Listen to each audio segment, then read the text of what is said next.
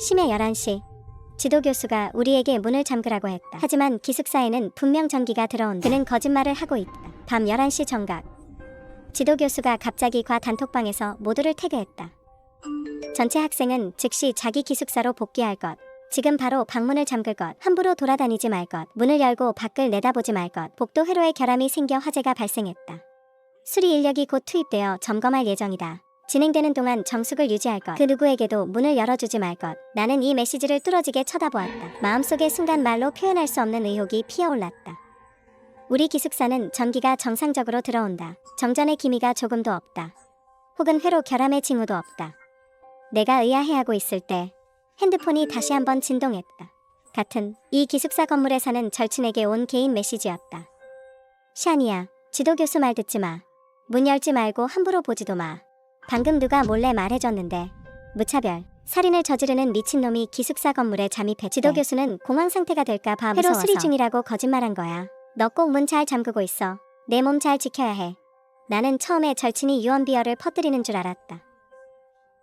함부로 퍼뜨리지 말라고 답장하려던 찰나 2층 침대 위 칸에 리누이가 갑자기 손에 든 핸드폰을 내려놓았다. 나를 향해 말했다. 샤니야, 핸드폰 그만하고 어서 가서 기숙사 문 좀 잠가.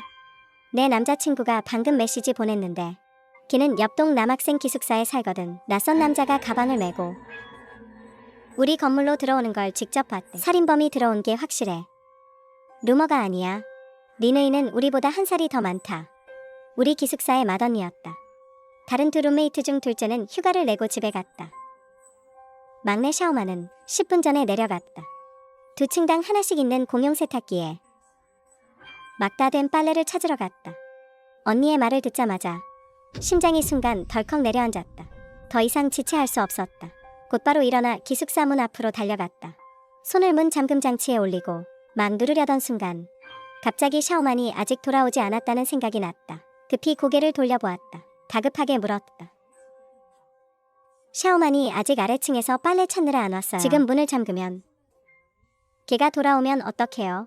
리누이는 거의 주저하지 않았다. 즉시 입을 열어 말했다. 일단 잠가. 상황이 너무 위험해. 기다릴 수 없어. 돌아오면 우리가 안에서 열어주면 돼.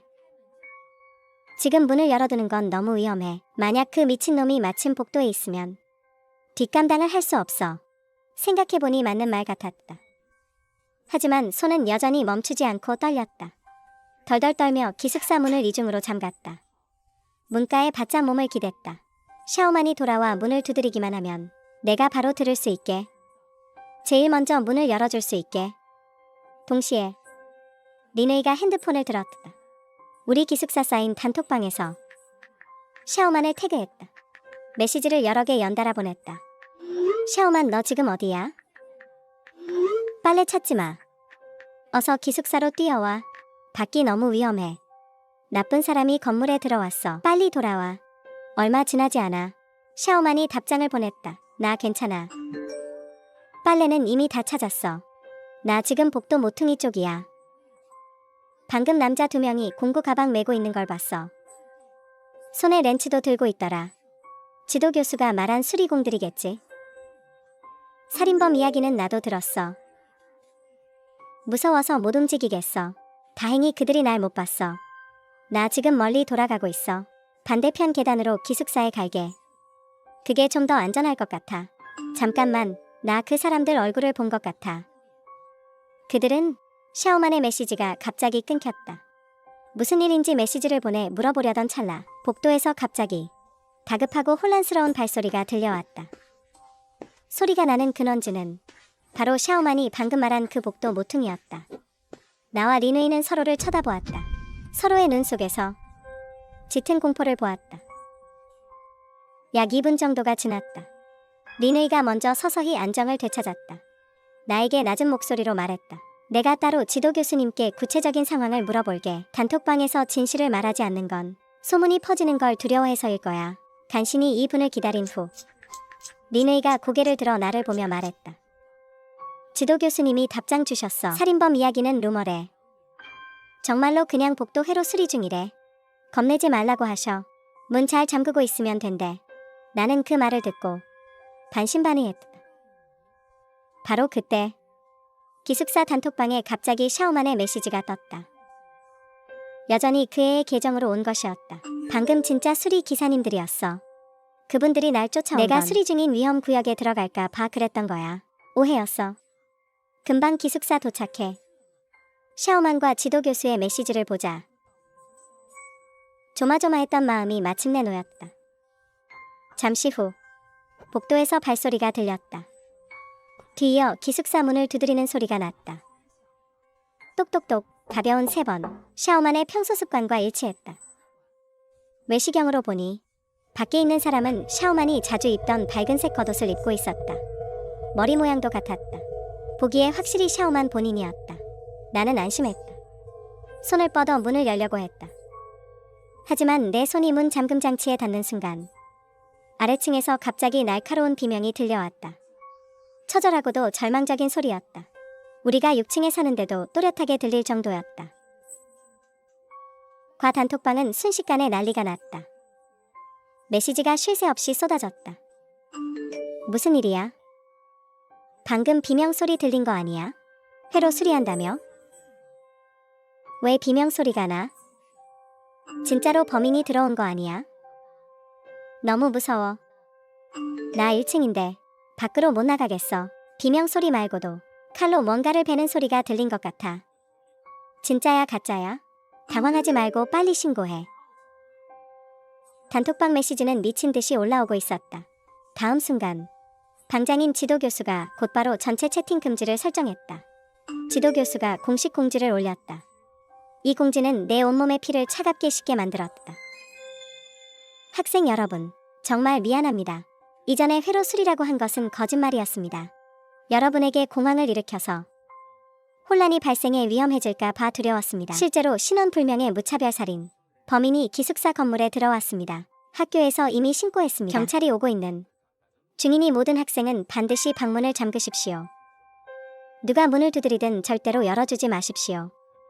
기숙사 안에 머물며 정숙을 유지하고 구조를 기다리십시오. 여러분들의 안정을 위해.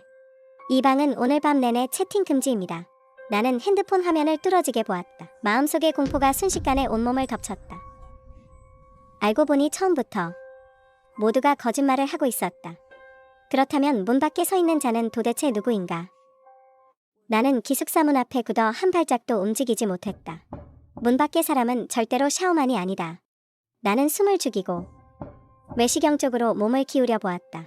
그 사람은 샤오만의 겉옷을 입고 있었다. 체형도 비슷해 보였다. 하지만 허점이 너무 분명했다. 복도 조명이 어두웠고 그는 계속 고개를 숙이고 있었다. 얼굴은 그림자에 숨어 있었다. 하지만 어깨와 팔이 샤오만보다 훨씬 넓었다. 누가 봐도 남자였다. 키를 흉내내기 위해 그는 계속 무릎을 굽히고 있었다. 나는 심장이 터질 듯이 무서웠다. 입을 꽉 막고 소리를 내지 못했다. 문 밖의 사람은 내가 보고 있다는 걸 눈치챈 듯했다. 갑자기 고개를 들어 외시경을 똑바로 쳐다보았다. 얼굴은 잘 보이지 않았지만 그가 나를 뚫어지게 보고 있다는 게 느껴졌다. 이어서 그는 천천히 손을 들어 외시경을 향해 중지를 치켜들었다. 도발과 악의로 가득 찬 행동이었다. 그러고는 몸을 돌려 떠났다. 발소리가 점점 사라졌다. 나는 다리에 힘이 풀렸다. 문틀을 잡고서야 겨우 지탱해 섰다. 고개를 돌려 리느이를 보았다. 목소리를 떨며 방금 본 모든 것을 그녀에게 말해주었다. 리느이는 다 듣고 나서 안색이 어두워졌다. 그녀는 숨을 깊게 들이마시고 차분하게 분석했다. 샤니야, 무서워하지 마. 지금까지 우린 샤오만의 비명을 듣지 못했어. 그건 걔가 살아있을 확률이 높다는 뜻이야. 상대방이 걔를 해치려 했다면 살아있는 사람이 아무런 소리도 안 냈을 리가 없어. 가장 가능성 있는 건 샤오만이 그들과 한패라는 거야. 방금 메시지를 보내고 문을 두드린 건 우리를 속여서 문을 열게 하려고 했던 거지. 나는 마음이 시리고 괴로웠다. 샤오만은 밤낮을 같이 보낸 룸메이트다. 그녀가 우리를 배신했다는 걸 정말 믿고 싶지 않았다. 하지만 리느이의 말은 구구절절 옳았다. 반박할 이유를 찾을 수 없었다. 혼란스럽고 무서웠다. 누구를 믿어야 할지 몰랐다. 내가 이런저런 생각을 하고 있을 때 핸드폰이 한번 진동했다. 개인 메시지였다. 발신인 이름은 샤오만의 부계정이었다. 이 부계정은 나만 알고 있었다. 리느이조차 모르는 것이었다. 손가락이 떨렸다. 메시지를 클릭했다. 그 내용은 나를 순식간에 소름 돋게 만들었다. 샤니야, 나 너무 급하게 도망치느라 핸드폰이랑 겉옷 다 잃어버렸어. 겨우 그들을 따돌렸어. 너 진짜 조심해. 리네이 믿지 마. 나 복도에서 똑똑히 봤어. 날 쫓던 남자는 바로 리네이의 남자친구 장하오였어. 그놈이 바로 그 살인마야. 너 기숙사에 있는 거 너무 위험해. 내가 옆방 603호 친구들이랑 연락했어. 걔들이 나 숨겨줬어. 너 기회 봐서 이쪽으로 뛰어와. 나 603호에서 기다릴게. 빨리. 나는 완전히 멍해졌다. 머릿속이 하얘졌다. 손바닥은 식은땀으로 젖었다. 한편은 평소 친언니처럼 나를 돌봐주던 린웨이, 다른 한편은 쫓기고 있다는 샤오만. 두 사람 모두 상대방에게 문제가 있다고 말했다. 한 명은 샤오만이 배신자라고 하고 한 명은 린웨이가 공범이라고 한다. 나는 도대체 누구를 믿어야 하는가? 나는 함부로 움직일 수 없었다. 밖으로 뛰쳐나갔다가 장하오와 마주칠 수도 있고 기숙사에 남았다가 만약 샤오만의 말이 진짜라면 나는 죽기만을 기다리는 셈이다. 나는 몰래 고개를 들어 린웨이를 보았다. 그녀는 침대가에 앉아 있었다. 표정은 온화했고 눈빛은 평온했다. 나에게 낮은 목소리로 너무 걱정 말라고 위로까지 했다. 우리 문 잘 잠그고 조용히 경찰이 오기를 기다리자. 나쁜 놈은 조만간 잡힐 거야. 그녀의 부드러운 모습을 보니 내 마음은 무의식적으로 그녀에게 기울었다. 린웨이 언니는 평소 나에게 정말 잘해줬다. 어떻게 나를 해칠 수 있겠어? 분명 샤오만이 장하오에게 협박당해서 나를 밖으로 유인하려는 걸 거야. 나는 공포를 억누르며 억지 미소를 지으며 고개를 끄덕였다. 응, 린웨이 언니가 있으니까 안심돼요. 우리 같이 경찰 기다려요. 나는 발견하지 못했다. 이 말을 마쳤을 때 린웨이의 눈빛에 이상한 기운이 스쳐 지나갔다는 것을 너무 빨라 포착할 수 없었다. 기숙사는 다시 정적에 휩싸였다. 서로의 숨소리만 들릴 뿐이었다. 나는 침대가에 앉아 핸드폰을 꽉 쥐었다. 불안해서 마음을 놓을 수 없었다. 자꾸 큰일이 터질 것만 같았다. 얼마 지나지 않아 핸드폰이 다시 울렸다. 이번에는 단톡방 메시지였다. 지도교수가 갑자기 건물 전체 단톡방을 만들었다. 거의 기숙사 전체 인원이 다 들어와 있었다. 방 안이 잠시 조용해진 찰나 지도교수가 메시지 하나를 보냈다. 이 메시지는 내 온몸을 얼어붙게 만들었다. 그리고 나에게 확실히 알게 해주었다. 누가 내 곁에 숨어있는 내통자인지. 학생 여러분, 제가 그들에게 붙잡혔습니다. 이전의 메시지들은 다 강요받은 것이었습니다. 학교에서 신고했다는 것도 여러분을 속인 것입니다. 그 사람들이 기숙사 건물에 들어온 순간부터 아무도 신고하지 못했습니다. 여러분 각자 핸드폰으로 신고하세요. 주저하지 마세요. 그리고 이 방에 없는 모든 사람은 문제가 있습니다. 모두 한패입니다. 절대로 그들을 믿지 마세요. 나는 메시지를 보며 손을 주체할 수 없이 떨었다. 즉시 단톡방 멤버들을 훑어보았다. 린웨이의 이름도 검색해보았다. 몇 번을 뒤져봐도 찾을 수 없었다. 그녀는 정말로 방에 없었다. 지도교수의 말이 맞았다. 방에 없는 사람이 나쁜 놈이다. 린웨이가 바로 내 곁에 숨어있던 내통자였다. 처음부터 그녀는 나를 속여왔다. 나더러 문을 잠그게 하고 거짓말을 맞장구 쳐주고 샤오만이 변절했다고 말한 것 모두 연기였다. 그녀는 남자친구 장하오와 한패였다. 나는 혼비백산했다.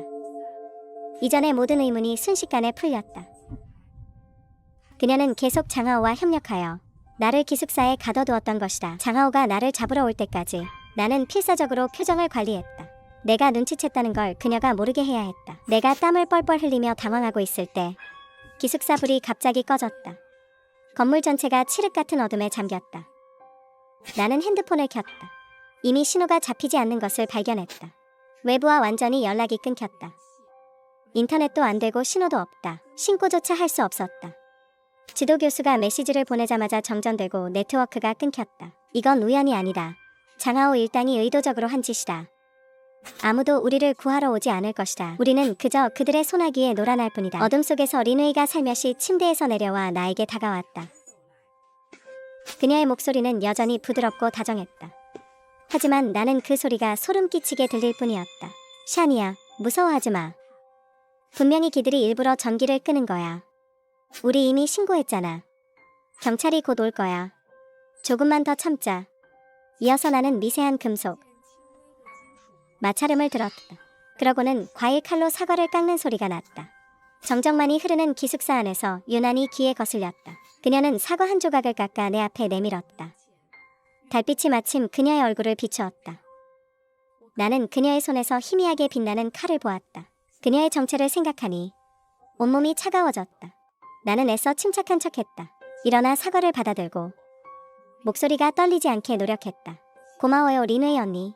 언니가 있어서 훨씬 안심이 돼요. 우리 꼭 버텨낼 수 있을 거예요. 경찰은 꼭 올 거예요. 내가 극도의 절망에 빠져 있을 때 린웨이가 살짝 웃음을 터뜨렸다. 어둠 속에서 유난히 선명하게 들렸다. 샤니야, 아까 정전되기 전에 핸드폰 오랫동안 보더라. 안색도 안 좋고 보지 말아야 할 메시지를 본 거 아니야? 핸드폰 이리 줘봐. 내가 좀 봐줄게. 그녀의 손이 나를 향해 뻗어왔다. 가슴이 철렁 내려앉았다. 지도 교수와 샤오만의 메시지가 아직 핸드폰에 남아있었다. 지울 새도 없었다. 이걸 그녀가 보게 되는 순간 나는 죽은 목숨이다. 린웨이의 손이 내 핸드폰에 닿으려던 찰나 머리 위에서 갑자기 날카로운 비명이 들려왔다. 소리는 기숙사 바로 윗방에서 났다. 소리를 듣자 솜털이 곤두섰다. 린웨이의 손도 순간 멈칫했다. 나는 그 틈을 타 핸드폰을 거두어들였다. 울먹이는 목소리로 흐느꼈다. 린웨이 언니, 나 너무 무서워요. 도대체 언제쯤 구하러 오는 거예요? 나는 일부러 비명 소리에 겁먹은 척했다. 린웨이는 전혀 의심하지 않았다. 다정하게 달랬다. 무서워 마. 내가 있잖아. 내가 꼭 지켜줄게. 하지만 그녀가 다정할수록 나는 더욱 역겨움을 느꼈다. 당장이라도 이 위선자로부터 도망치고 싶었다. 나는 곁눈질로 창문을 훔쳐보았다. 가슴이 덜컥 내려앉았다. 창문은 분명 아까 꽉 잠겨 있었는데 지금은 살짝 열려 있었다. 분명 린웨이가 몰래 열어둔 것이리라. 이 기숙사 창밖에는 방범창이 없다. 장하오는 충분히 쉽게 벽을 타고 오를 수 있다. 그는 지금 이 순간 창밖에서 나를 기다리고 있을지도 모른다. 지금 가지 않으면 늦는다. 나는 침대 머리맡에서 손에 잡힌 강력 손전등을 꽉 쥐었다. 순식간에 켰다. 손전등의 강한 빛을 똑바로 비추었다. 그녀와 막 창문으로 들어오려던 장하오를 향해. 두 사람은 눈이 부셔 눈을 뜨지 못했다. 나는 그 틈을 타서 방문을 열고 온 힘을 다해 밖으로 뛰쳐나갔다. 목표는 오직 603호 기숙사뿐이었다. 오직 샤오만만이 나를 구할 수 있다. 뒤에서 장하오의 거친 포효가 들려왔다. 그리고 무언가 내 머리에 명중했다. 통증에 눈앞에 불꽃이 튀었다. 하지만 멈출 수 없었다. 뒤를 돌아볼 엄두조차 내지 못했다. 오로지 미친 듯이 달렸다. 나는 603호 문 앞에 도착했다. 미친 듯이 문을 두드렸다. 손이 부어오르는데도 멈추지 않았다. 뒤에서 장하오의 발소리가 점점 가까워졌다. 뒤를 돌아보니 그가 피 묻은 칼을 들고 살기 어린 얼굴로 나에게 다가오고 있었다. 이 생사의 갈림길에서 603호 방문이 갑자기 열렸다. 샤오만이 나를 낚아채듯 기숙사 안으로 끌어당겼다. 빠르게 문을 잠갔다. 책상과 의자로 문을 꽉 막았다. 나는 거칠게 숨을 몰아쉬었다. 온몸이 식은땀으로 젖어 있었다. 드디어 탈출했다. 기숙사 안의 여학생들이 얼른 나를 부축했다. 나를 달래주었다. 나는 한참을 진정한 후에야 린웨이의 실체와 그녀와 장하오의 관계, 그리고 장하오가 저지른 짓들을 모두 그들에게 말해주었다. 모두들 놀랍고 무서워서 안색이 창백해졌다. 전부 경계하며 방문을 뚫어지게 쳐다보았다. 그런데 바로 그때 방문이 갑자기 가볍게 두드려졌다. 문 밖에서 린웨이의 울먹이는 억울하고 가련한 목소리가 들려왔다. 장하오가 자기를 죽이려 한다고 했다. 나는 도대체 문을 열어줘야 할까 말아야 할까? 나는 마음이 나도 모르게 흔들렸다. 어쨌든 몇 년을 함께 지낸 룸메이트 아닌가. 그녀가 계속 나를 속여왔다는 걸 알면서도 장하오와 손잡고 나를 해치려 했다는 걸 나는 여전히 망설였다. 하지만 다음 순간 샤오만의 경고와 지도 교수의 암시, 그녀가 저질렀던 모든 일이 순식간에 떠올랐다. 나는 즉시 정신을 차렸다. 문을 열어주면 안 된다. 이건 분명 함정이다. 나는 숨을 깊게 들이마시고 문 밖을 향해 크게 소리쳤다. 린웨이, 그만 연기해. 우리는 안 열어줄 거야. 내가 한 짓 다 알고 있어. 포기해. 린웨이의 울음소리가 잠시 멈췄다. 이어서 더 서럽게 울기 시작했다. 끊임없이 애원했다. 나는 더 이상 흔들리지 않았다. 그녀가 무슨 말을 하든 단호하게 문을 열지 않았다. 그녀는 한참을 울더니 우리가 꿈쩍도 하지 않자 소리가 점점 잦아들었다. 발소리가 천천히 멀어졌다.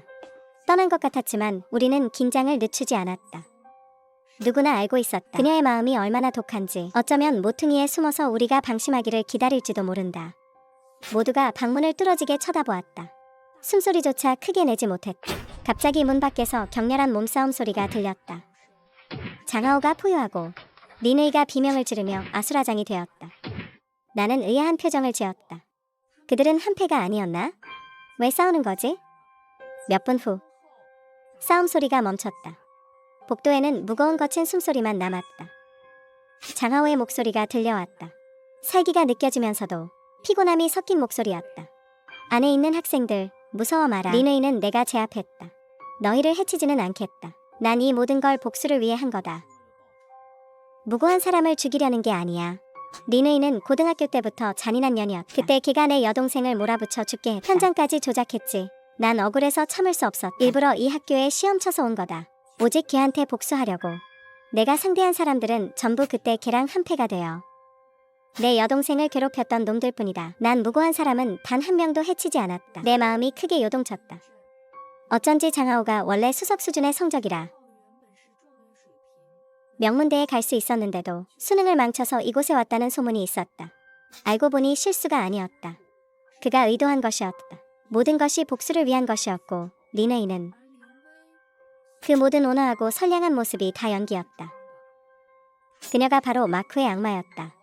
장하오의 증오를 이용해 그가 움직이도록 유도하고 자신은 쏙 빠져나가려 했다. 모든 죄를 떠넘기려 한 것이다.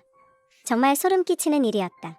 우리가 진상을 채 다 파악하기도 전에 멀리서 갑자기 사이렌 소리가 들려오더니 점점 가까워졌다. 점점 더 또렷해졌다. 경찰이 왔다. 우리는 마침내 안전해졌다. 문 밖에서 장호가 침착하게 입을 열었다. 경찰이 왔어. 도망치지도 반항하지도 않을게. 내가 저지른 일은 내가 책임질게. 갚아야 할 건 갚을 거야. 너희는 앞으로 스스로를 잘 지켜. 다시는 남에게 속지 말고. 곧이어 복도에서 경찰의 외침과 수갑 소리가 들려왔다. 장호와 이민은 모두 연행되었다. 반항은 없었다. 모든 상황이 일단락되었다. 우리는 기숙사에서 또 한참을 기다렸다. 경찰이 문을 두드려 안전을 확인한 후에야 겨우 문을 열었다. 학생들이 하나둘 기숙사 밖으로 나왔다. 다들 충격에서 벗어나지 못한 모습이었다. 그 파란만장했던 밤이 마침내 끝났다.